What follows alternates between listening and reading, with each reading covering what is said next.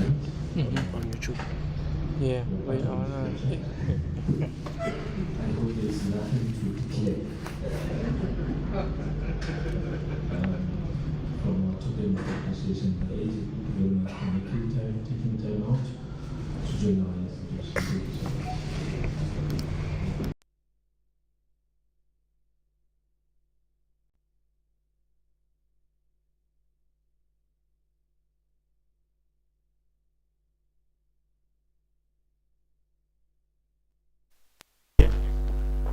When do we do the solution? Okay, thank you.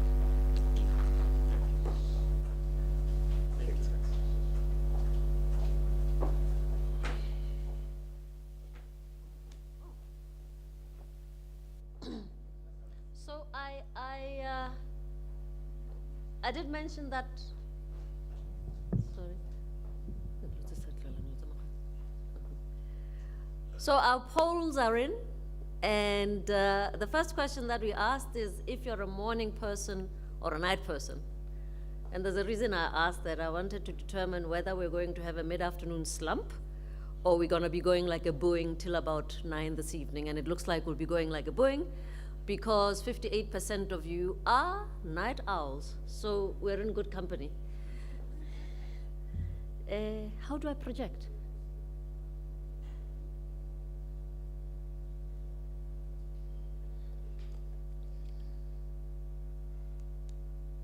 Okay.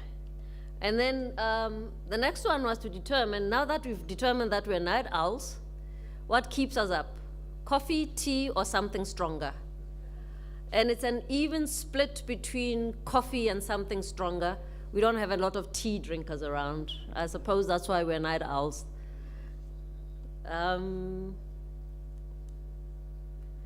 then the digital conference snack, it's varied, you know? From lay chips to kebabs to mint. That's an interesting one. Wine gums, brandy. I don't think we made accommodation for strong alcohol. Maybe there's wine, I'm not sure. And pizza. But it's interesting to know and to get to know your audience in terms of what we need to cater for and what we need to expect, you know? So only 7% of you need brandy, so we're good. We will keep going between coffee and something stronger. My city in one word. I thought it would be fun to see what the common theme, if there is a common theme amongst us about what we think of our city. And so far, I think the biggest one is, because it's an even split amongst the words, except for a bustling city. I need to find the bustle though, because I'm from Johannesburg. So you need to find the right comparison.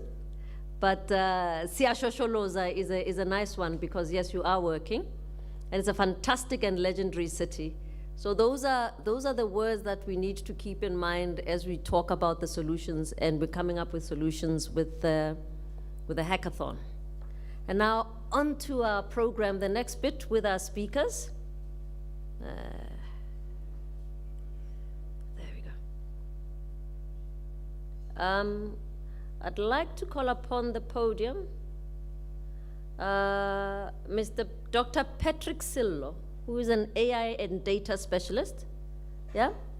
His topic is from data to decisions, machine learning innovations in the Midvaal local municipality. Mr. Sillo.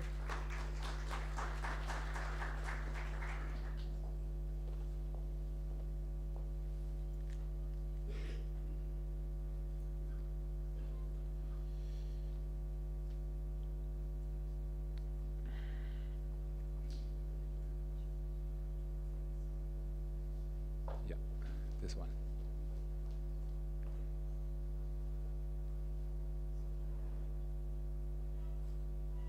Okay. Yeah. Let's see. Oh, why don't they move with this? Oh yeah, okay. Good afternoon, everyone. My name is Patrick Serlo. So I'm going to do a presentation on data decision transitions. So, but most of my topic will be talking about the journey which Midvaal municipality has traveled in order to transition from traditional way of doing things into a more digitized environment. So, yeah, it's going to be a very interesting discussion, looking at the heart of what the municipality is actually doing, for you to be able to see some of the digital advancement that they've done, for you to see the mascot today, what actually sits at the heart of all of these innovations that's currently happening within the municipality. I would like to welcome everyone and thank the municipality's executive, all the MMCs who are here and those in absentia in terms of making this day possible. So in my quick profile is I'm a researcher, so I'm a PhD graduate in computer science. I specialize in machine learning, artificial intelligence, mainly in federated and split learning, which I'm going to turn up the technical jargon a bit, but I'll try and tone it down. So in terms of the presentation is to basically look at some of the innovation processes that have taken place in the municipality, what the municipality is doing, how are they achieving that for the municipalities, other municipalities that would want to embark on this journey. What exactly are they supposed to look for? What are the key obstacles? What are the challenges? My previous speakers have already indicated some of the core challenges that are there, and we'll touch on some of them and how Midvaal has actually dealt with them. So one thing that I will utter up front, which has already been said by the previous speakers, technology is an enabler. And behind that process, there's a team. And one thing I can tell you about the Midvaal team is that you are not only interacting with the ICT team, as we normally know it when we talk technology. You have MMCs that are actively involved in the process. You know, when you talk about tools that are being utilized by citizens, the MMCs are the one on the ground who will call service providers and say, hey, by the way, that menu is not working. Can you come back and check what's wrong with it? That's how active it is. But it takes a team to be able to, you know, get benefit out of technology.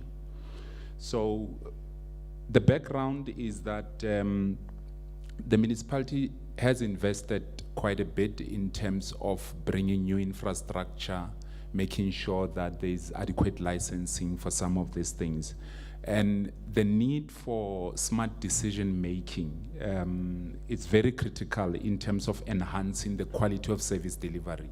And you'll see in one or two slides that the municipality's approach has been around putting the citizen at the center of their planning in terms of how they are introducing technology.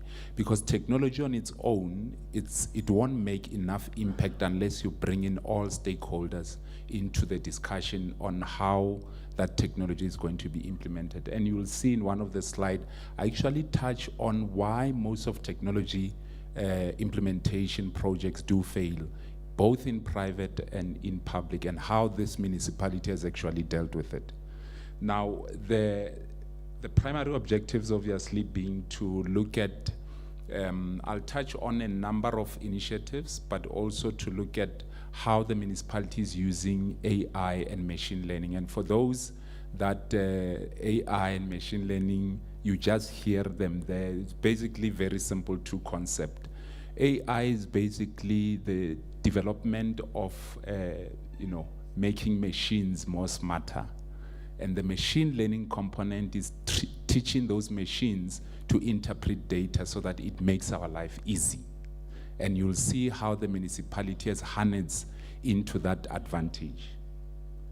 So the key dependencies, and my previous speaker spoke about, you know, data centralization. They spoke about you know, having the ability to share data, which is interoperability, allowing data that is collected at Midvaal to be utilized by other municipalities and systems and so on. But what sits at the center of this, it's what we call data stewardship, is you need to be able to set up forums that allow conversation around data, which enables collective decision-making and enables proper analysis of that data.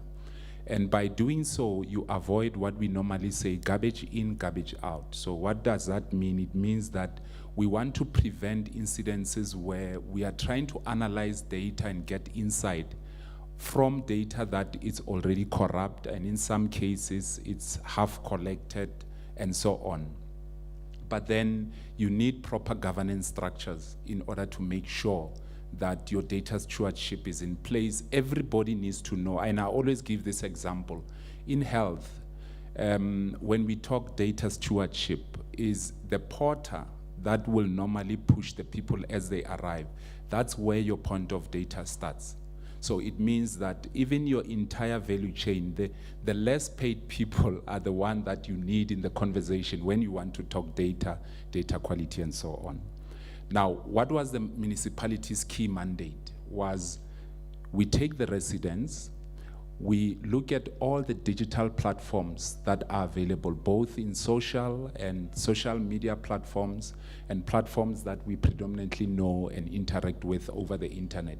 And we put the citizen at the center of those platforms. We introduce tools that enable citizens to interact with the municipality. But one thing that the municipality did and did well was to re-evaluate in terms of how, because we know technology interrupts environment. And the question was, how do we introduce tools that we know we can have quick buy-in? Now, I know a lot of innovators will always talk about developing apps. Let's develop this app for this, let's develop this app. But Midvaal chose a different approach. They knew that change and adoption is always your biggest, Achilles heel when you introduce new technology. So they looked for platforms that are predominantly used in their communities. And one thing they knew is that a 4-year-old is able to operate WhatsApp. A 65-year-old Magogo knows how to send a message to their grandchildren to say, hey, by the way, I need 100 rands for bread. And Midvaal took advantage of that. They went with tools that are already institutionalized in their own residence, which means they were not bringing something new. They were just augmenting what their citizens already knows. And what this did was the adoption rate of their technology from the day that they introduced most of this technology was always high, because they didn't bring new tools in the environment. They just augmented tools that are already being utilized in their own environment, because they knew their citizens, they knew their residents. So they didn't want to complicate the process by bringing new additional tools. And in so doing, it meant that they could now start harnessing enough data in a very short space, which now led to some of the advancement that I will talk about as we go along. Of course, there were key challenges. One of them was that there were a lot of manual data processing. So the biggest challenge when you start having conversation about data is, how do I convert the manual processes that I have into processes that produce digital data? And once you can be able to answer that question, then you've already taken the first step. Number two was that because of the limitation on manual processes, it always creates limitation on some of the insight on the data that you might want to cultivate, because the more data you have, the more insights you have, and the better you are able to apply that data when you make decisions. And then lastly was around the slow decision-making process. So if you don't have adequate data, or you are not harnessing some of the powerful available principles around data processing and data analysis, the challenge is that your decision-making process is always outside the scope of the real truth in what's happening in the organization because of that lack of data. Now, one of the key challenge that cuts across all technology problems is change and adoption. And what does that mean?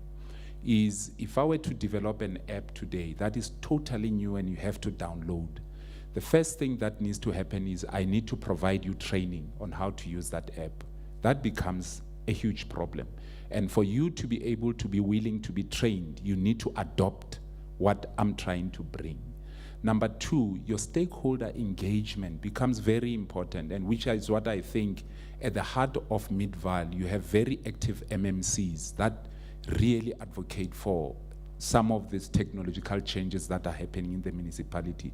So there's a team that is really behind all of this technology, that is actively engaging with citizens to make sure that the digital transformation strategy of the municipality actually does happen.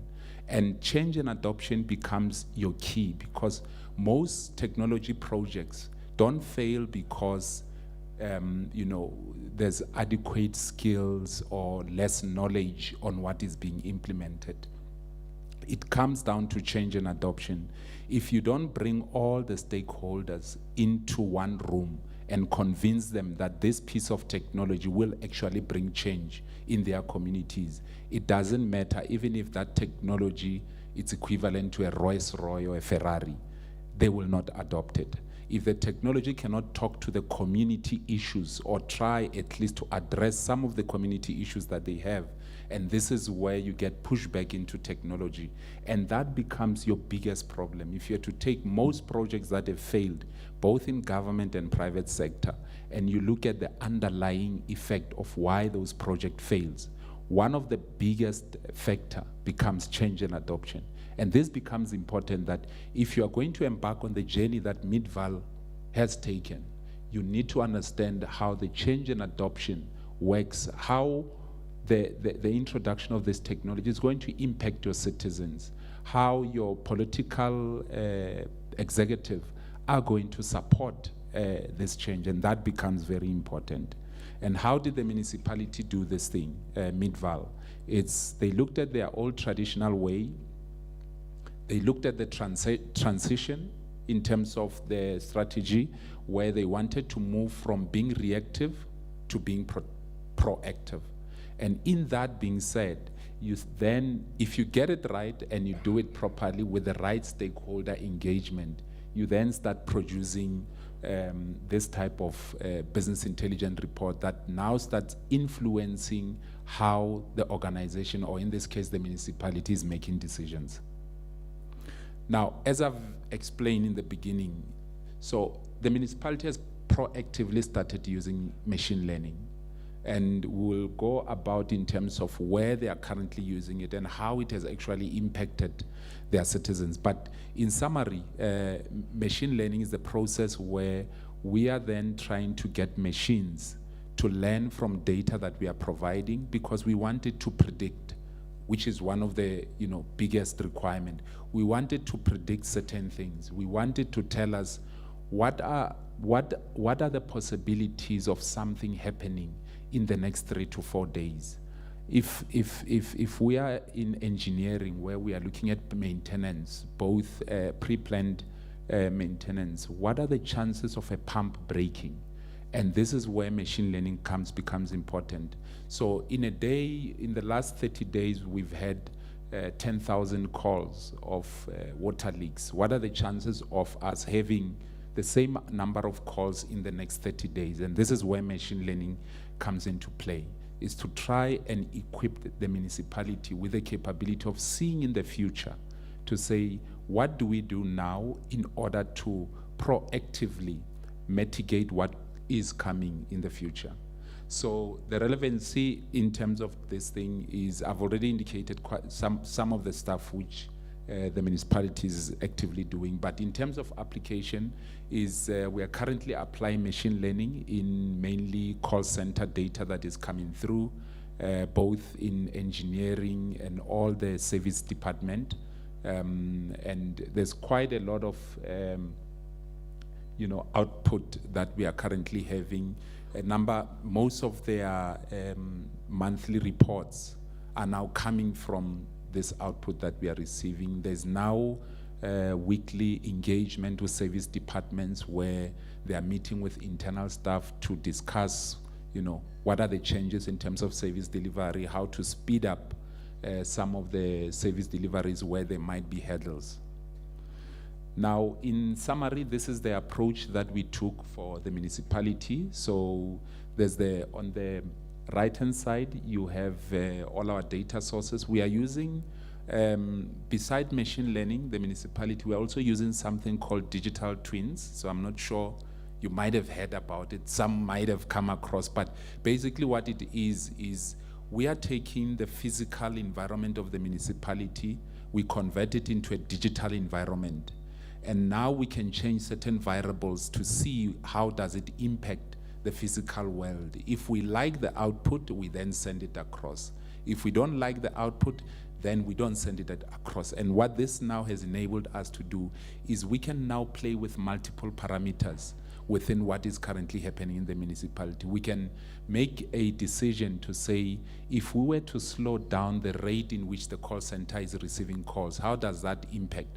Without actually affecting day-to-day operations, we can test this now inside this digital twin environment. And what now that has enabled is we can now start experimenting on a number of things which the municipality in the past could not be doing. We know towards the end of the quarter, we can already role play the report that is going to be reported at the end of the quarter. That's how advanced we've now moved in terms of Midvaal. Now the implementation, we've now seen it in meter reading, where citizen submits their meter reading. At the end of each submission, the citizen are presented with a link. In that link, it's basically just a machine learning application which tells the citizen in the next 3 to 4 months, this is how much water consumption I'm projecting. And it converts that projection into cost. So now the citizen becomes aware that actually in the next 3-4 months, my water bill will run to about 300-400 rands unless certain habits change. But also that reduces the kind of discrepancies when it comes to reporting, because now the citizens are the one who are reporting in terms of meter reading, but they are also able to track. They are able to go to the digital platform and say, show me all the submissions that has been done for my meter in the last 3 months, and what are the projections in the future? Am I going to be overspending? Do I need to change certain habit in order to bring my bill down? So in the water meter reading space, this is what the municipality is currently doing. Now, in the call center space, there's quite a lot that is happening where we are now even, we're now at a microscopic level where we are looking at the rate in which incidences are being logged. How does that rate also affect availability of resources in the municipality, where we are using a number of machine learning algorithms. So currently we are using something called decision tree and K nearest neighbor, where we are basically it's clustering, and we are also using binary models to look at what are the possibilities whenever a call, which a lot of the citizens might not be aware, as and when you log a call inside Midvaal, we already have an algorithm that tells us when that call is actually likely to be closed. So we can predict in terms of, is this call going to be closed within 7 days? Or is this call going to suffice 7 days, of which we can then go back to the service department and say, by the way, there's 4 calls that have been logged and we've anticipated that it will take more than 7 days, but they're actually urgent. Can you do something about it? And that's how advanced the municipality has now come to. So something that we are also doing is around overtime and attendance forecasting. So for those that might not know, Midvaal introduced a platform where their employees can actually use geolocation to be able to clock in and clock out. And the idea was that we want to be able to start focusing in terms of resource availability. Because when you want to look at the digital transformation, you want to have a bigger picture so that you can then be able to assign some of the outputs to some of the decisions that needs to happen at the bottom. Now, the other area that we are looking at is in the billing, where the meter reading sits in the billing, but we have not gone straight into finance. It's a new initiative that is coming where we are now looking at focusing billing in terms of expenditure, because now we know we have the bigger picture from the data that we have in terms of, how we need to facilitate this change and what data points are required in order for some of these decisions to be made. Now, in terms of the results and achievement, it's operational efficiency. Technology being implemented can only be measured based on the impact that it does to the end users. And in this case, the residents are actually the end users of this technology. So we have obviously seen value in terms of the weekly engagement with service department based on the data that we are providing, where they can now guide in terms of the rate of which calls are being closed. If you come to the municipality anytime during the day, there's always argument about this thing called the closure rate, because it's always being tracked. When a call gets open, we want to know at what point it gets closed and at what rate each of these calls get closed. And that becomes important because it says something about the rate in which you are able to respond to your constituencies, in this case being residents. Now, we know that when you give residents the power to submit meter readings, you are giving them the ability to reduce billing errors, which means that when you dealt with 100 cases of incorrect readings, you must see value. And this is what has now transpired, that we now see a reduction on complaints around meter readings because the citizens are now in the front. You are not only doing it alone as a municipality, but you've given the citizen that power to also get involved. Now, in terms of tech stack, yes, I do agree. Skills are still an issue, but the municipality chose to go with easily available technology stack that's there, where they are just using Python for most of the work that gets done. There's the WhatsApp chatbot, the My Midvaal app, where data is currently being collected. The infrastructure, as the previous speaker spoke, they were licensed already. It's not that they were going out to get new stuff. So they are now piggybacking on their own Azure environment through the Microsoft Enterprise Agreement. So they are trying to really show value for every cent that they are spending. And yes, we know whenever you talk AI and machine learning, there's issues around governance and ethics. And at the moment, these are the current discussions that are happening. There's introduction of something called explainable AI. There's ethical AI. We are currently doing research on something called accountable AI, because we know in the future where we are going, there's going to be a need to start coming up with new legislative prescripts that covers accountability when it comes to AI. And with Midvaal, they have taken this very serious, where we want to make sure that responsible AI principles in line with POPI Act, the Administrative Justice Act, you have PAIA, even if you go globally, you have GUARD.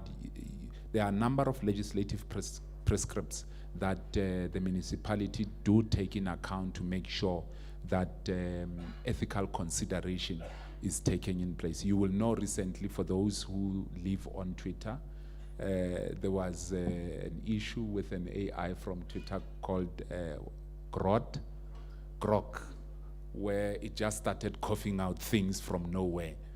But we know it was trained to do that, and it comes down to ethical consideration, and the municipality does take that very seriously. Your data protection and privacy, we know that POPI, it's one of the biggest legislative prescripts that we have to abide by whenever we are utilizing personalized data, of which that is taken into consideration.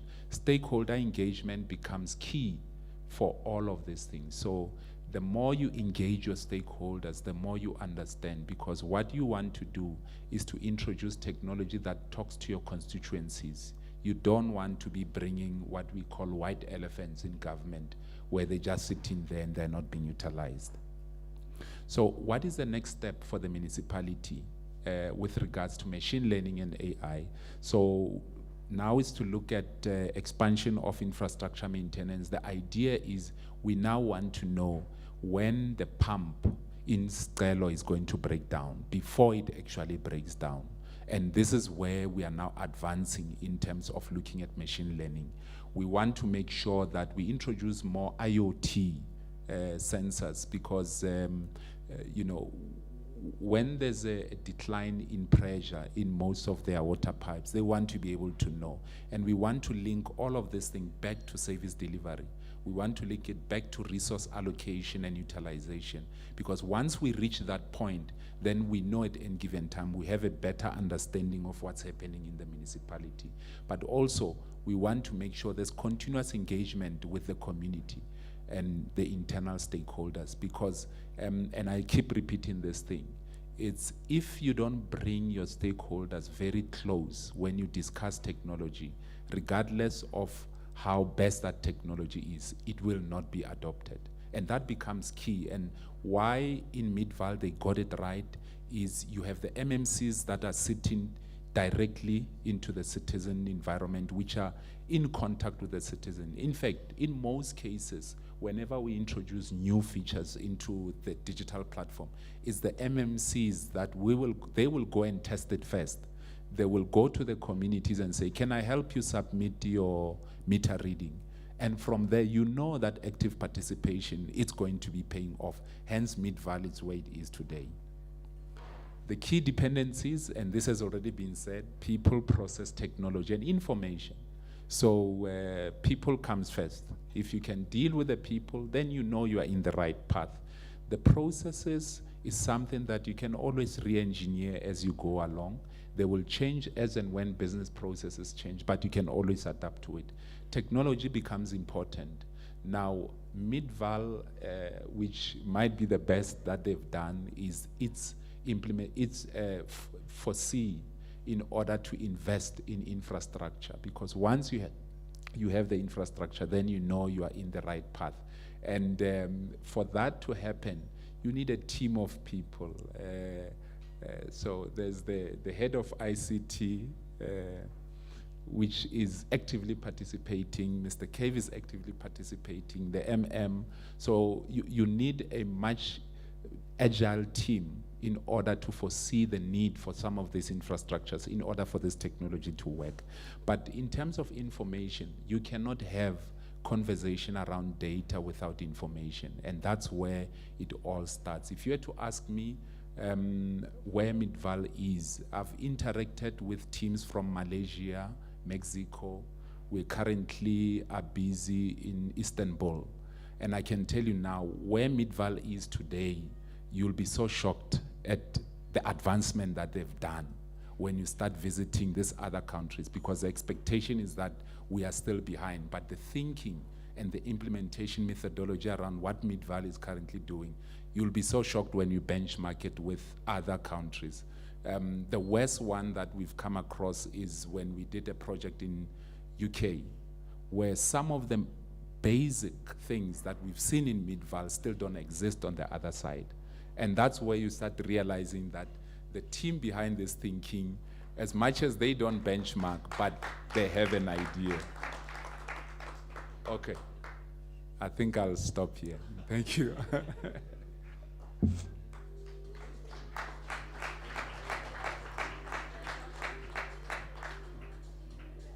Thanks.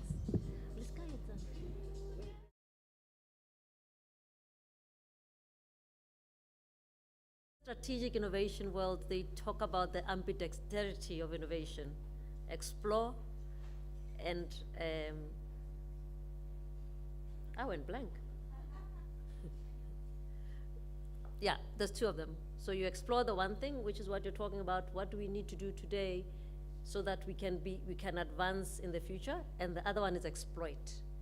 What do we have today that we can use to make sure that we can elevate? And I think Midvaal is doing that very well.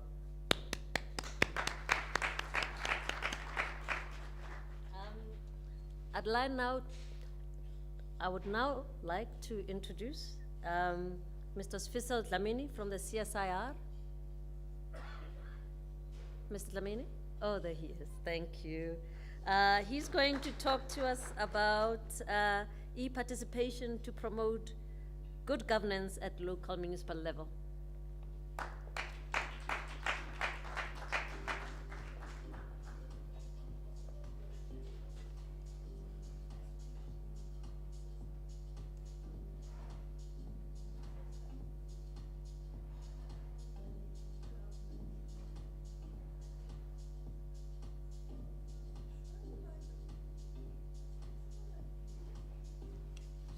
Okay.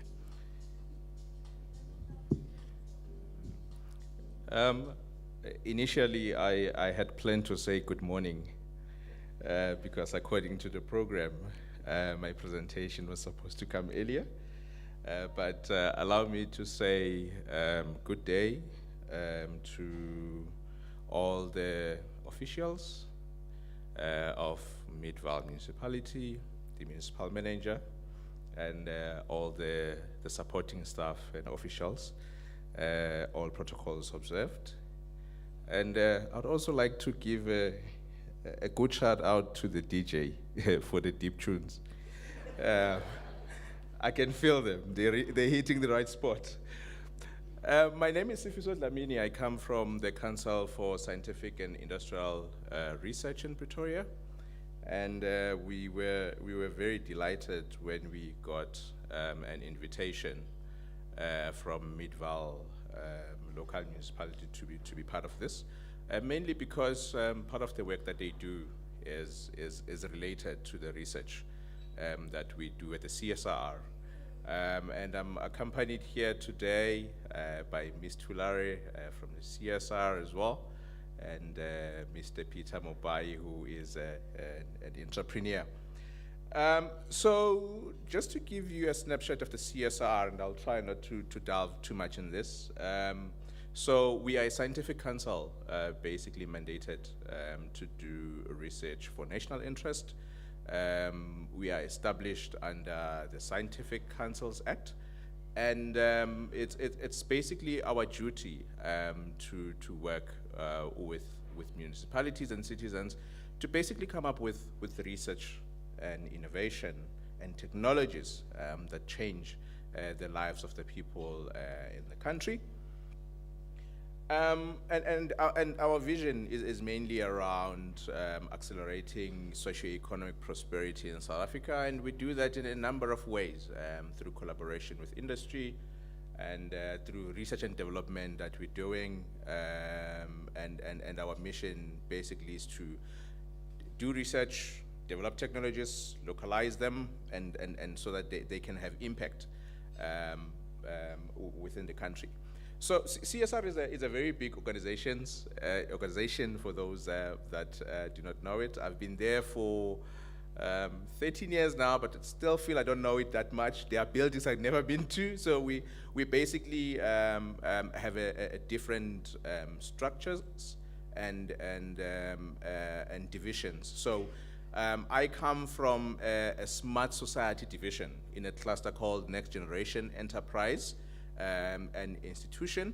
And basically our cluster aims to support the digitalization of government, public institutions and private sectors. Hence what Midvaal is basically showcasing here is of very big interest for us, because it shows how do we use research and innovation and technology to basically move South Africa forward.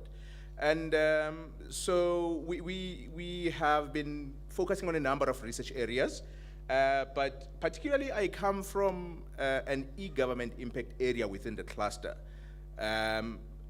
which focuses on how do we build capacity at government level? How do we basically help South African government and municipalities deliver services to the public?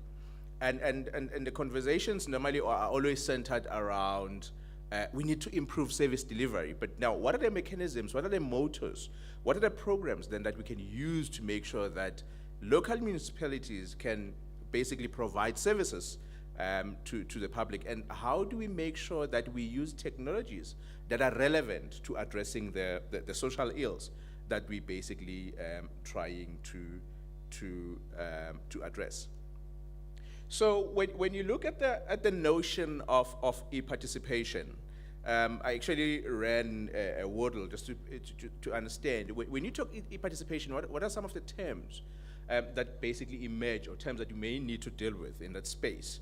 And there's a number of them, and it's very interesting to see that actually all of the terms that you see here, citizen participation, governance, information, civic engagement, were all basically terms that were already presented about this morning, because then that's where the focus area should be. And the presentation here presents basically the research capability that the CSR has developed over the past few years around e-participation. And where does it start? It basically starts with an invitation by DSTI through the VVSDP program. So they have received funding from the European Union to basically look at using e-participation as one of the tools to enable South African citizens to be part of government. One of the most important things in terms of governance is when people are actually part of government. And not that they're only part of government, but they feel that they are part of government. They feel that for government to make certain decisions, we are equally important with the mandate that makes them to do those very same decisions.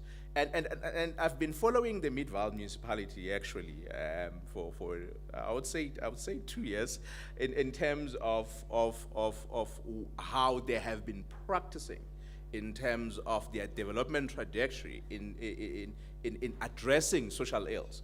And I would say citizen engagement and participation, very bigger scheme of things in terms of key priority areas that they look into when they do these programs. And the last speaker actually highlighted so much about that you even have MMCs that are involved in part of ensuring that these programs are not just designed and then imposed, but instead they are user-driven design, where the design is also informed by the needs of the user. And that's where mainly the bigger e-participation and landscape that we have. And there are many definitions of what e-participation is, but it's mainly about using electronic technologies to access the citizens. And you may ask yourself, why do we need to access citizens as a local municipality? Because we have bylaws of which, before we can pass them, there are legislative requirements that we need to send these bylaws to the communities and to other stakeholders so that they give inputs to them. But one of the problems with a policy development in general in South Africa is that policies do not get much feedback from the public. And why is that? It's because the mechanisms through which I used to try and get public participation into these policy documents is close to non-existence. For instance, how many people still buy newspapers today? And you'd find a department that said, no, we passed this policy because we received 250 comments because we published this on Sunday Times, for instance. Now the question is, how is 250 people a representation of people in the country? So we're looking at e-participation as one of the vehicles through which we strengthen government's interaction with the public, basically to get feedback around what the public perceive to be relevant feedback in terms of those policies. And when you look in the South African context, there are a number of challenges. There are a number of challenges that are faced by South African local government that are related to governance. And most of them relate to resource constraint, poor resource allocation, poor budget management. But I think one of the key ones that we can address around the use of e-participation is addressing the issue of poor service delivery. How do we create an environment at the municipality where the municipality can engage the members of the public around service delivery? And let me tell you something. A municipality that knows that it's not doing well will not invest in a technology that will enable the members of the public to talk to them about how they feel they are being serviced or what type of services they are receiving. And there's also weak public participation. To some municipalities, is close to nothing, where you find officials just decide that, well, we did one Lekgotla and 7 people came, then there's a register that either gets duplicated or photocopied several times and then filed as one of the consultative process that was used to get public participation regarding certain topics. And digital technology gaps are also one of the big challenges. And I like how the municipality, actually the last presentation actually outlined a very good view for me in terms of how then do we address the issue of the digital gap? And that one is going to remain with us, ladies and gentlemen, for a very long time, because as technology improves, we need to improve how we integrate it, we need to improve on how to use it. So these are some of the issues that we're going to have to deal with continuously from time to time. But one of the issues as well is the municipalities that have a poor accountability to the public, it does not start at poor accountability. The problem is even bigger within the municipality. So if you know you're not performing well, you would not want to be accountable to the public in terms of how you actually are doing. Even when the accounting statements are even put on the municipality website, they just put there for compliance. 2 days later, they are removed because they can't deal. Some municipalities cannot deal with some of the information that lies there. So e-participation in the context of e-government and e-governance basically look at a number of factors. That is, we are uplifting democratic principles. What are democratic principles? Transparency, fairness, and accountability in terms of how we behave as a municipality. And making people part of government, this is very, very, very important, ladies and gentlemen, because we don't want people to feel part of government just by saying it, but there has to be mechanisms through which we can show that people are part of government.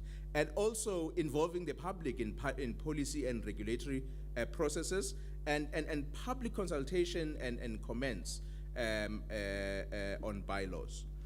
Now, before I end my presentation, I spoke to the municipal manager earlier on that we actually tried to get a hold of the municipality to collaborate with them 2 years ago, but the municipality was very busy doing this great stuff. So I understand why we did not get a response at the CSR, and this is really understandable. If you were doing all these things that were presented here, now, municipal manager, we can talk tomorrow going forward.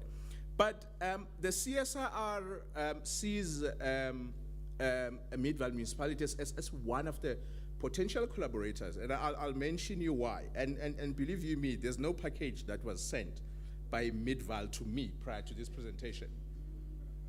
We did an extensive literature review 2 years ago when we started with the e-participation and VVSDP program. At that time, Midvaal municipality was the only municipality that had a fully fledged service delivery app that was integrated with the systems of the municipality. Only municipality in South Africa that we could find that was doing that.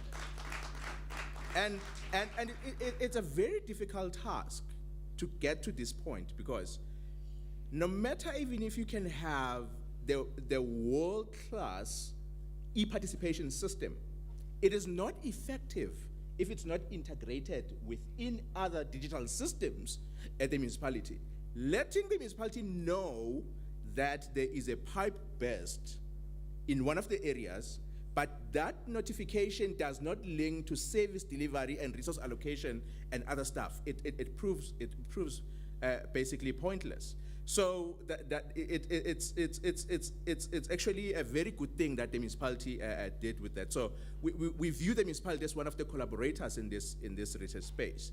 And we believe that Midvaal has a potential to model a national e-participation platform. South Africa does not have a national e-participation platform. And part of our research plans is we need to develop an e-participation platform that can be used by all South African municipalities. And it's one of the things that keep me awake at night, because we need to get to the development of this system. But then when you develop that type of system, you need municipalities like this one that can come and bring research, innovation, and experience in terms of how this could be done. So we see them as a very potential collaborator in those ones. So within the e-participation technology research that we conducted at CSIR, we have developed what we call a blueprint.